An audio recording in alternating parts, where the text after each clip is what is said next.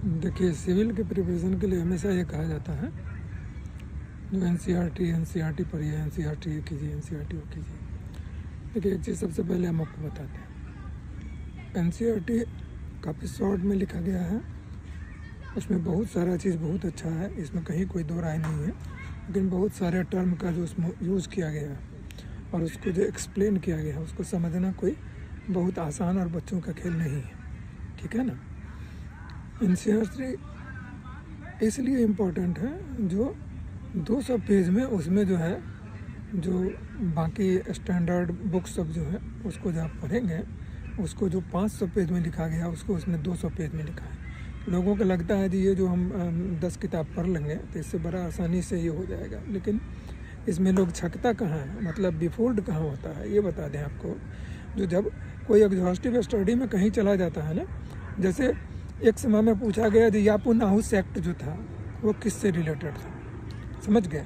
तो आज तो शायद आपको बड़ी आसानी से मिल जाएगा, लेकिन जिस समय में हम लोगों ने दिया था उस टाइम में उसके बारे में जो जानकारी थी या जो भी बुक्स था या जो भी इंस्टीट्यूट भी अवेलेबल था ना, वो उसको एक्सप्लेन करने में बड़ी मुश्किल में थी। इसी ढंग के 4-5 क्वेश्चंस थे, ठीक है ना, जो हम आगे भी आपको बताएंगे। बाद में जब काफ़ी एग्जॉस्टिव स्टडी किया तो पता चला जो सोशल और इकोनॉमिक हिस्ट्री कहीं पर जो था उसका स्टैंडर्ड जो है सो अध्ययन करने के बाद जो है सो उसके बारे में डीपली जो है सो सारा कुछ नॉलेज हुआ। तो अभी ये माइंड मैप फलाना या ढकाना ये जो भी कंसाइज आ जाता है उसको पढ़ के हम लोग बड़ा खुश हो जाते हैं। मैं आपको इस गलत फहमी का शिकार नहीं होने देना चाहता हूँ। देखिए, प्रिपरेशन शुरू कीजिए, एग्जॉस्टिव शुरू कीजिए।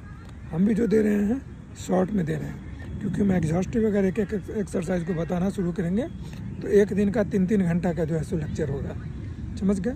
एक एक्सरसाइज पूरा भी नहीं होगा तो बहुत ही हो जाएगा।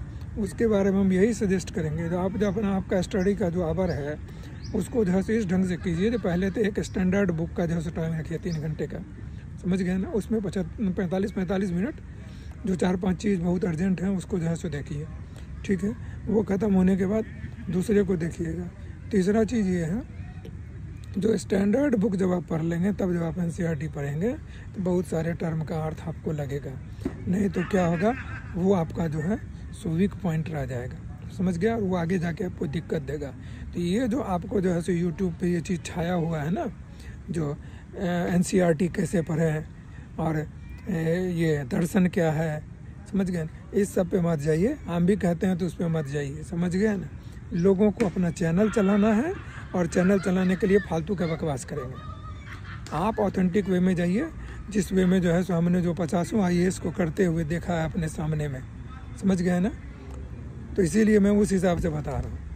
आप उस चीज़ को छोड़िए, पैटर्न जरूर बदल गया है, लेकिन जो ग्रेविटी ऑफ क्वेश्चंस रहता है ना वो कभी यूपीएससी कभी नहीं बदलता है। वो उसी सेंसिटिवनेस के साथ वहीं से पूछता है। ये आप किसी से भी पूछेंगे, कोई भी जो ज्ञानी होगा वो बताएगा, ज्ञानी ही कहेगा कि नहीं जी ये नहीं है, समझ गया। तो इस सब चीज़ को समझ लीजिए। मैं डरा नहीं रहा हूँ, मैं यथार्थ से परिचय करा रहा हूँ। और ये जो आपको अच्छी और सोची समझी बातें करते हैं ना, ये 45 दिन में 40 दिन कुछ ये सब मान के मत चलिए, समझ गए। यूपीएससी का सीरियस जो स्टडी होता है उसमें कोई 45 दिन 30 दिन की बात नहीं होती है। कर भी जाइएगा तो मेंस में फेल कर जाइएगा, बात समझ गए ना। इसीलिए एग्जॉस्टिव स्टडी कीजिए, ये कीजिए। मैंने पहले भी कहा था कि ये सब जो है सो मतलब कीवर्ड जो ये डाल के जो वायरल होता है उस पे मत जाइए। हम तो 30 दिन में करा दिए, हम तो ये करा दिए। मैराथन 5 घंटा का क्लास देगा, आप समझ पाइएगा। हम भी डालना शुरू कर देंगे, आपको समझ में आएगी बात? नहीं आएगी, समझ गए। इसीलिए छोटे सेगमेंट में इसलिए डाल रहे हैं तो आप इस चीज़ को समझे, जो बाद में अगर हम जो है सो लंबा चौड़ा देंगे तो आपके समझ में आएगी। इसीलिए हम एक एक चीज़ को 4-4 बार जो है सो बोलने का प्रयास कर रहे हैं, वरना ये नहीं है। हम भी अगर जान छुड़ाना चाहें तो बड़ी आसान है, 1 घंटा का जो है सो वीडियो बना के डाल देना, बच गया, नहीं हो जाएगा। लेकिन उससे होता नहीं है। सो बी अवेयर, स्टार्ट कीजिए जो है सो थंपिंग नोट पे, और उसको इस हिसाब से कीजिए। तो पहले आपको स्टैंडर्ड बुक ही पढ़ना है, चाहे आप यूपीएससी का कीजिए या किसी भी चीज़ का कीजिए, उसको पढ़िए, ठीक है। और वो जब हो जाए, जब आपके पास लास्ट में बच जाता है आधा जो है सो फिर, जैसे मान लीजिए अगर जो है सो मई में एग्ज़ाम होता है, मिड मई में एग्ज़ाम होता है मान के चलिए, तो अभी जैसे मान लीजिए जो 2.5 महीने का टाइम है, तो 1.5 महीने तो आपको जो है सो एकदम एग्जॉस्टिव स्टडी कीजिए। उसमें 1 घंटा टाइम दीजिए इसको, आपके 8 घंटे या 9 घंटे के शेड्यूल में जो है सो NCERT को, और उसके बाद जो है सो अभी पढ़ के सिर्फ NCERT में अंडरलाइन करना शुरू कीजिए, जो क्या इम्पोर्टेंट है, क्या टर्म है उस सबको, और उसके बाद उसी क्रम में आगे बढ़ के उसको जो है सो कीजिएगा। NCERT से होता तो सब कुछ ये कर देता। किंवदंती पे मत चलिए, मार्केट के ट्रेंड पे मत चलिए। उनको किताब बेचना है, हमको किताब बेचना है, समझ गए ना। आप कीजिए वही जो है सो जिसमें गारंटेड हो, ठीक है ना। एग्जॉस्टिव स्टडी में रिस्क लिस्ट होता है, और जो सिलेक्टिव स्टडी होता है उसमें रिस्क जो है सो बहुत ज़्यादा होता है, ये हमेशा याद रखिएगा। ये हम बीच में इसलिए किसी चीज़ को डालने से पहले इसको डाल रहे हैं तो आप लोग कन्फ्यूज़न में ना रहें।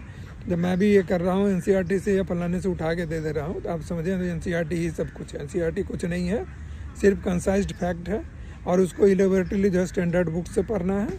दोनों को जो है सो बढ़िया से करके स्टैंडर्ड बुक मैं अगेन रिपीट कर रहा हूँ, इसलिए कह रहा हूँ आपको, उसमें पढ़ने में जो है सो आपको टाइम लगेगा। और दूसरी बात, उसको अगर आप पढ़ लेंगे तो 60% NCERT में जो चीज़ होगा वो आपके समझ में तत्काल आ जाएगा। आप किसी तरीके से 130 135 जो है लाने में कामयाब हो जाएंगे। आज सिर्फ NCERT पे भरिएगा तो आपको हम आज बता रहे हैं क्या होगा, आप 50% पे अटक जाएगा। 50% मार्क्स ज़रूर आ जाएगा, लेकिन आप सेलेक्टेड स्टॉक जो है उसमें स्टैंडर्ड कीजिएगा, नहीं सिलेक्टिव हो जाइएगा तो आप अटक जाइएगा। बाकी जो आपको अच्छा लगे उस चीज़ को देखिएगा। बीच में ये वार्निंग हम डाल रहे हैं, इसको बढ़िया से जो है समझ लीजिए। डोंट गो बाय एनी जो है so hearsay, that is not good for aspirant. Go by deep study. First you do required है या नहीं है इससे मतलब नहीं है, आपको डीप स्टडी ही करना है, उसके बाद सिलेक्टिव स्टडी करना है। कीप इन माइंड, ठीक है। Okay, all the best, thank you.